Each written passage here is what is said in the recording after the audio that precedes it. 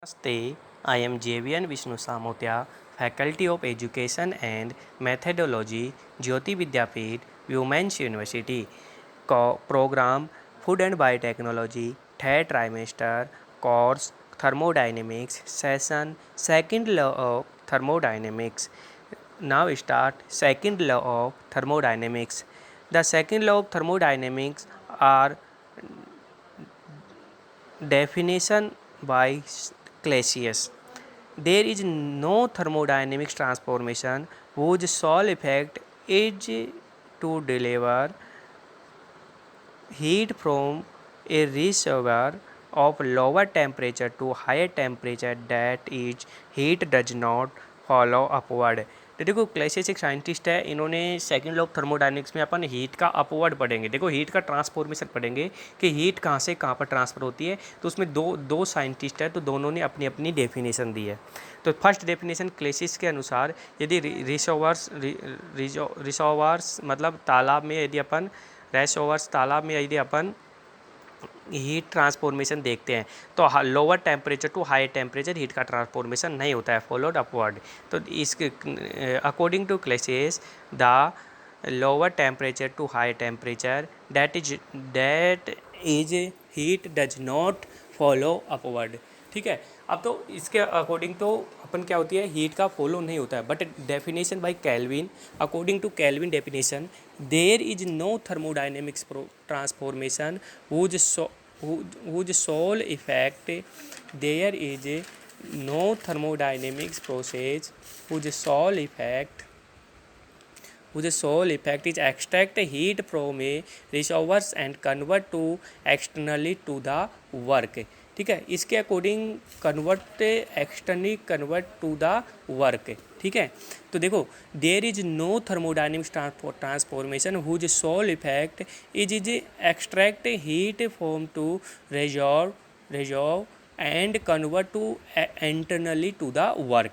Summary, तो summary इसकी देखो, summary the perpetuum mobile of second types does not exist. एक परपेक्टम एक मोबाइल होता है, इसमें जो कि इस लॉ के अकॉर्डिंग एग्जिस्ट नहीं करता है। ठीक है, डज नॉट नो एग्जिस्ट।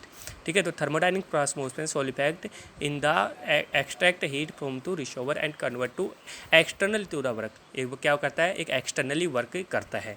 अब सेकेंड लॉ जैसे कैल्विन ने जो इक्वेशन दी, तो उसका evidence in the order of proof that both definition are equivalent. देखो फर्स्ट जो क्लैसियस ने डेफिनेशन दी थी, उसका कोई इक्विवेलेंस नहीं था। ठीक है, जबकि इसका कोई इक्विवेलेंस इसने प्रूव किया है। In order the proof that both definition are equivalent, we will show that the threshold of a implies the threshold of the order. For that purpose we consider two heat reservoirs with temperature T1 and T2 with T1 is greater than T2। देखो जो अपन temperature ले रहे हैं उसमें T1 और T2 temperature ले रहे हैं, और इसमें T1 is greater than T2 if Kelvin where fails. अब देखो if Kelvin verse fails we could extract heat of for T2 and convert is internally to work। we could they convert to the work back heat internally the deliver into T1। there is no law against this। देखो इन्होंने बोला है कि जब T1 temperature is greater than T2 temperature तो इसमें Kelvin fail हो गया, और इसका था we calculated extract heat from T2 and convert to internally to the work. T2 convert कर रहा वर्क को, we would the convert the work back to heat internally and deliver in to T1। Clear, there is no large exist this. Clear, तो this Kelvin's statement would be negated a क्लैसियस statement. अब देखो the Clausius statement was fails, we could let one amount of heat Q1 follow for T1 and T2।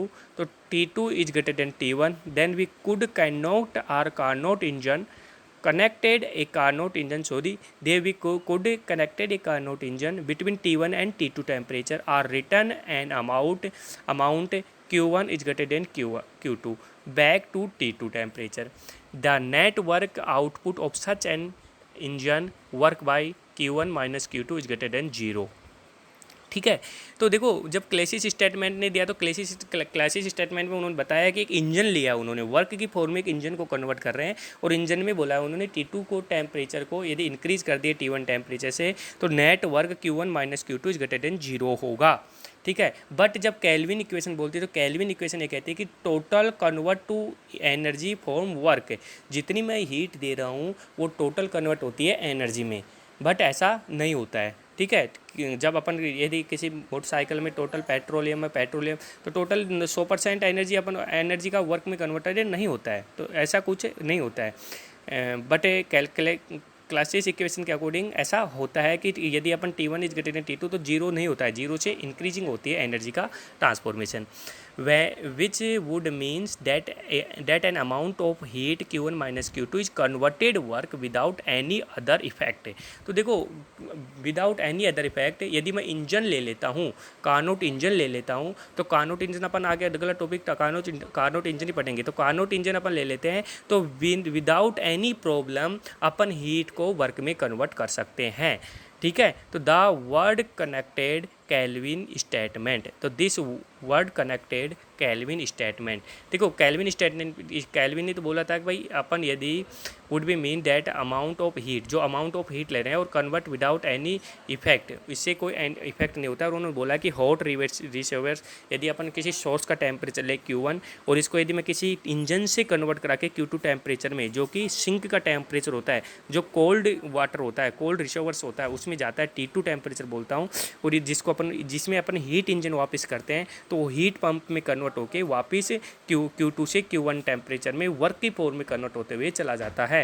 Heat transform is an exchange of energy due to the random motion of the atom, work performance requires and organized action of atom. ठीक है। तो देखो ये जो diagram दिखाया गया है इसमें देखो Q1 जो कि Q1 टेम्परेचर है, जो कि एक सोर्स का टेम्परेचर है, और Q2 एक सिंक का टेम्परेचर है। तो Q1 से Q2 में जब मैं किसी एनर्जी को फ्लो करता हूँ, यदि किसी एनर्जी का ट्रांसफ़र करता हूँ और उसके बीच में अपन कोई सिस्टम लगा देते हैं या कोई इंजन लगा देते हैं जिसमें कार्नोट इंजन बोलते हैं, तो कार्नोट इंजन Q1 एनर्जी को ट्रांसफॉर्मेशन करके वो वर्क में ट्रांसफॉर करता है और बची हुई एनर्जी सिंक में चली जाती है, और सिंक में जो एनर्जी बच रही है उसको वापस हीट पंप के थ्रू अपन ने वापस किस में दे देते हैं, हीट ट्रांसफॉर्मेशन T1 में। ठीक है। और उसमें भी अपन को वर्क की परफॉर्मेंस मिलती है। तो ये होता है सेकंड लॉ ऑफ थर्मोडायनेमिक्स। तो सेकंड लॉ ऑफ थर्मोडायनेमिक्स में क्या समझाता है, transformation of energy according T1 से T2 टेम्परेचर और T2 से T1 टेम्परेचर। जो अब हम अगला टॉपिक पढ़ेंगे